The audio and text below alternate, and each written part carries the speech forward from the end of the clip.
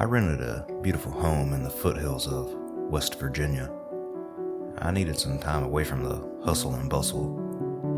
This place was amazing. It was like someone had plopped a beach house down in the middle of the woods. I didn't need a place this big for myself, but I couldn't pass up the amazing price for a weekly rental. When I asked the woman why this beautiful home was so cheap, she smiled nervously and said, "It's just that time of the year."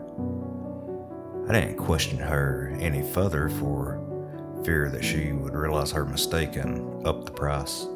The day I arrived was mostly sunny with a few clouds lazily drifting by, just enough to give some ambience to the scenery. It was on a wildlife preserve, so animals lingered in the field without a care in the world. I saw a deer and a turkey walk right up to my car as I drove down the dirt road towards my destination. When I pulled in, I thought I had arrived in heaven. There was a lake right next to the house with fields and woods all around. A fire pit was set up beside the lake with a ring of wooden chairs encircling it. As I parked my car, I got my suitcase. A deer walked right up to me and sniffed me. I held up my hand and she assumed it was because she had no antlers. Regarded me for a moment before sticking her nose in my palm and taking a deep breath. She eyed me once more, then slowly walked off as if she had said hello to a neighbor and was on her way. I typed in the security code and went inside. The pictures didn't do this house justice. My jaw dropped and I dragged it around looking at all the rooms. There was a full game room with a pool table, a card table, foosball, air hockey, a giant TV, you name it. This place had a hot tub and a half-dozen decks surrounding it. You could step out and see in any direction from a bird's eye view. There were rocking chairs all around, which I fully intended to take advantage of. The entire place was set up for comfort and ease. I put my suitcase in the master bedroom, then brought the rest of my supplies in, which consisted of a lot of food. I had no idea how far the stores were from the house, and I didn't want to waste hours of my day looking for a grocery store when I could be relaxing. Once I had put all my food away, I looked around for the Wi-Fi password. It was posted on a bulletin board in the kitchen, along with some other instructions. "This is our home. Please take care of it as you would your own. The dishes and silverware are here for your use. Please make sure they don't accidentally visit your house." I chuckled at these little reminders. Please don't flush anything but toilet paper. But then I paused as I read an unusual one. When you retire for the evening, make sure you close and lock all windows, doors, blinds, and curtains. Don't open them or go out onto the deck for any reason until sunup. If you wish to stargaze, do so only on Wednesday night. This struck me as rather odd. I had no intention of doing any of this, of course. Once I go to bed, I'm out till morning. I settled in and made myself some supper. I took it outside and sat in a rocking chair that overlooked the lake. I watched the sunset mirroring itself in the water before disappearing. Shortly after, the clouds lit up a brilliant red at twilight. I never wanted to leave this place. Once the post-dusk insects came in, I decided to adjourn back inside and read a book. I perused their selection, which ranged all over, from the standard paperbacks of John Grisham and Lee Child to cookbooks to history books. There were also a few more esoteric choices, such as Strange Creatures of the Wilderness and Haunted West Virginia. I decided on a Clive Cussler book and took it with me to bed. A few chapters in, I felt sleep tugging at my eyelids, so I laid the book aside and snuggled in. It seemed like 10 seconds later, the morning sun was peeking in through a sliver of the blinds, telling me that it was time to get up. I made some coffee and a bagel, then went back out to greet my lake. It'd been raining, and that fresh smell lingered in the air. The feeling of renewal surrounded me. I wanted to stay here for the rest of my life. I milled around the house that day, taking some incredible wildlife pictures. I read some more of my book and pretty much enjoyed relaxing. When I went to bed that evening, I made sure the doors were locked and the blinds were closed, as instructed. The next day went pretty much the same. I decided to do some stargazing that evening, but it was overcast and the stars only peeked out here and there. I went to bed disappointed for the first time this week. The following night, I went to bed early with the intention of getting up in the middle of the night and looking for the missing stars from the night before. At midnight, the alarm on my phone woke me up. I peeked out through the curtain and saw a sky full of stars with nary a cloud in sight. Excited, I grabbed my camera and tripod, then headed out onto the deck. The air was crisp, but not cold. I got my camera set up on the tripod and started taking pictures of the stars. As the camera did its thing, my eyes drifted toward the lake. It was a moonless night, and there was little light, but as my eyes adjusted, I swore I saw someone sitting in one of the chairs near the lake. As I looked more intently, I saw more than one somebody. It appeared that each chair was occupied.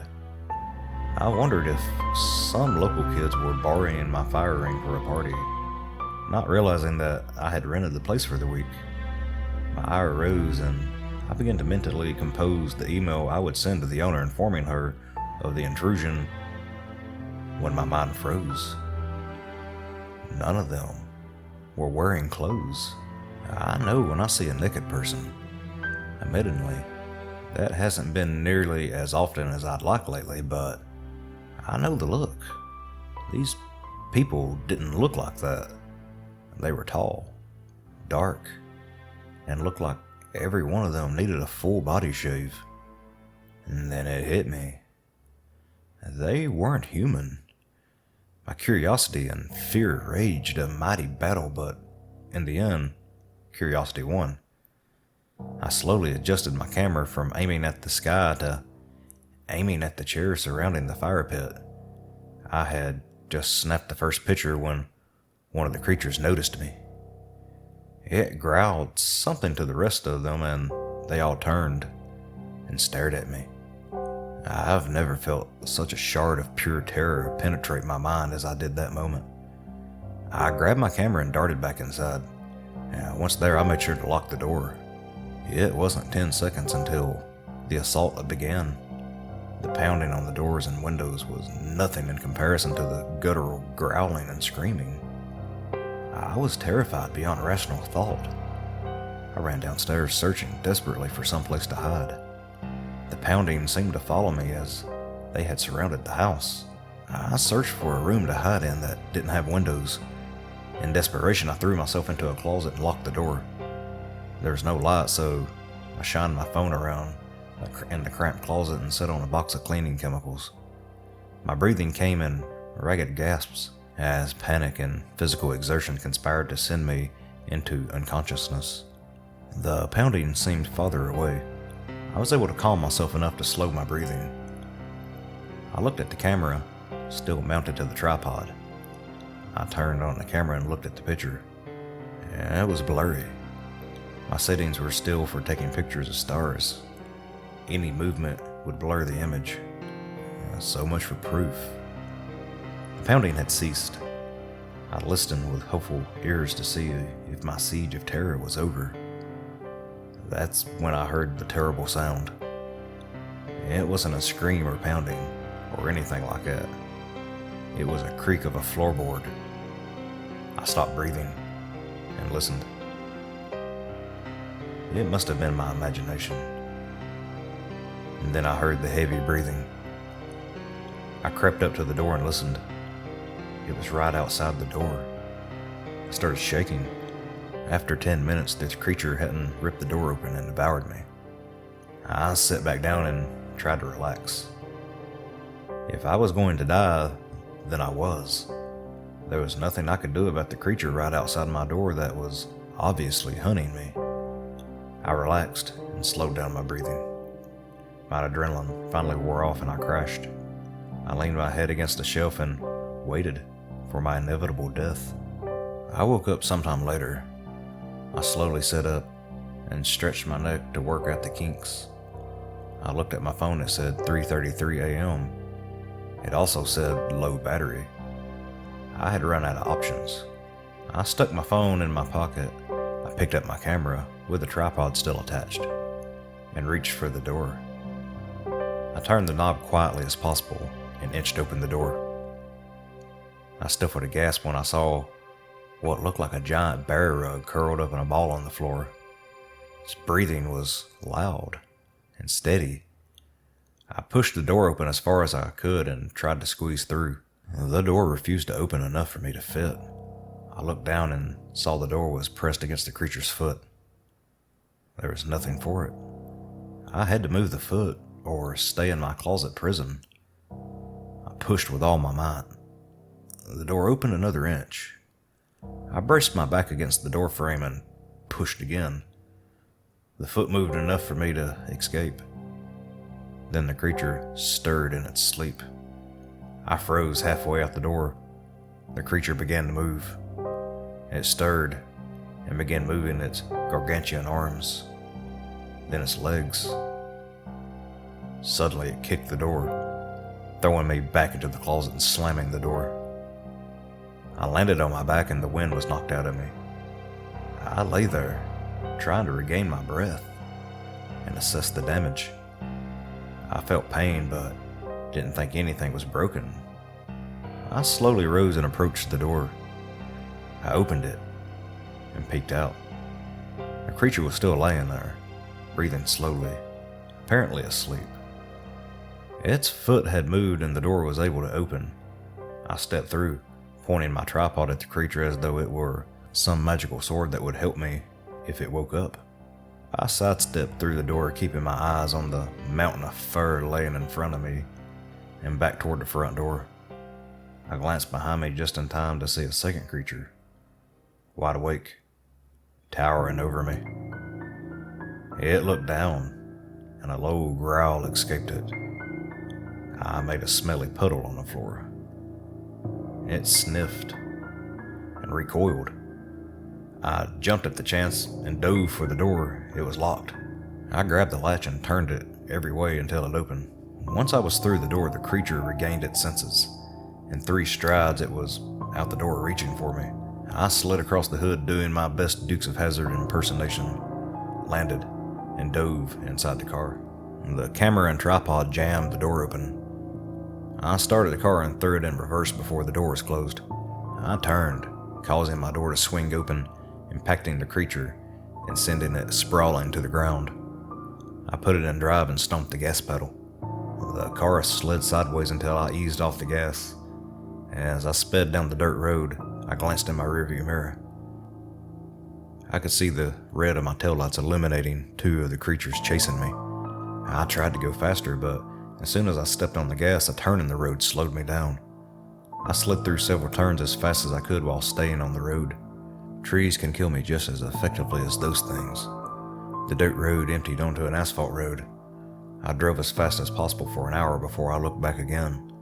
The mirror showed only disappearing yellow lines. I slowed a little to the speed limit, and I didn't stop until I was home. I sat in my driveway, waiting for the creatures to catch up to me and rip me to pieces. After 20 minutes, that didn't happen. I got out of the car and went inside my house. I made sure the doors and windows were all locked. My clock said it was 6:17 in the morning. I took a shower and changed. I was extremely tired. I laid down in the bed and stared at the ceiling, replaying the last 6 hours. My mind tried to tell me I had dreamed the whole thing, but I looked at the blurry photo on the camera and wasn't so sure. After trying and failing to sleep for a few hours, I decided to call the woman whose house I had just abandoned. Hello? She said on the 3rd ring, "Hi, this is Tom. I was renting the house this week. Was? Yes. I had a little problem and had to leave. Oh? Was it anything serious? You could say that. I had to leave for health reasons. I see. Will you be going back? No, I said a bit more forcefully than intended. She was silent for a long moment. Did anything strange happen? The whole ordeal invaded my mind in a vicious flashback. I knew it wouldn't be like the last time. I was scarred for life. I would never look at the outdoors the same way again. No, I lied.